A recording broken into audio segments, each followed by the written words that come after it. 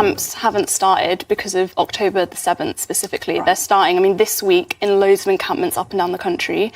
They've been celebrating and having to memorize the fact that this week commemorates the Nakba, which took place 76 years ago, which means catastrophe, which is a massive symbol of what Israel has been doing for the last 76 years. This isn't about October the 7th. And to start with that is just entirely disingenuous, I think, on your part.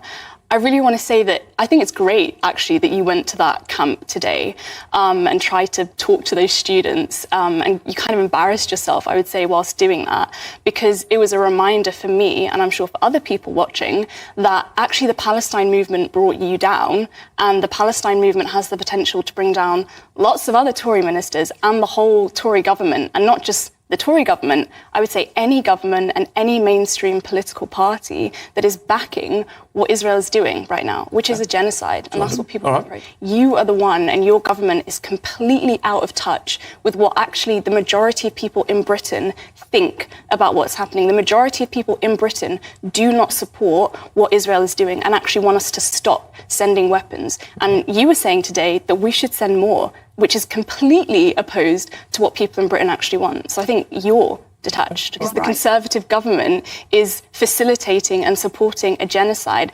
And not just that, it's also overseeing a horrific set of policies, austerity policies, that are damaging everyone's lives in Britain today. Okay. So you have no view on Hamas, and you have no message for Hamas, and you have no I'm not here to connection talk about Hamas. You're not here, right? So you don't have a view. Connection to Hamas. Okay. She did ask you a direct question there. I think our viewers would like to know, do you think Israel has a right to exist? I think that's a silly question, to be honest. And I think you're asking the wrong questions. You're asking those questions to distract from the central point that I was making, which is that the reason you don't like these student protesters and you don't like these encampments, one, is because they've already brought you down, but two, it's because of what it represents, which is a growing movement and a growing feeling in this country, which is against the Tories and against any main political parties. You have made that point. So would you say that Israel has a right to defend itself? Israel does not have the right to do what it is doing right now, which is a genocide, which is the criminal enslavement and trapping people in certain places and then saying, you've got to move somewhere else. The ongoing invasion of Rafah that has been spoken about today, the displacement of millions of people. Of course they don't have the right to do that, and no one thinks they do. Right. And you posing those questions is exactly what makes students in Cambridge think, I don't want to talk to you, I don't want to talk to any war criminal, I want to grow this encampment, I want to grow a movement. Well, it's quite strong stuff. As far criminal. Yeah, so yeah, you are a war criminal. We've seen from the river to the sea, Palestine will be free. That is an anti-Semitic chant calling for the eradication of Israel, the eradication of Israelis, and the eradication of Jewish people. No, you're a liar.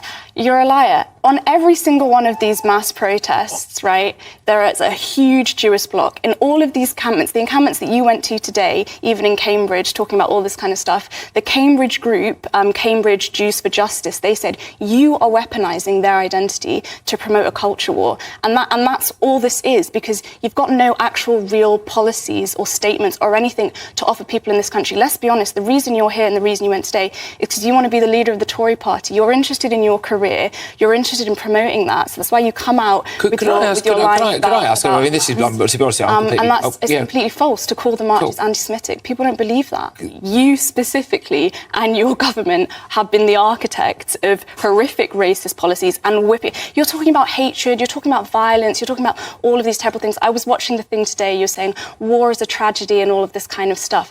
First of all, capitalism produces all of that tragedy, produces racism, produces all these. I mean, I do wonder if that's the central point, isn't it? Is it? And I think Western imperialists are the first people who set up that problem in the first place, and they're continuing to back everything that Netanyahu refusing is doing. To condemn Hamas. And you refuse to condemn the whole system that produced all of that violence in the first place.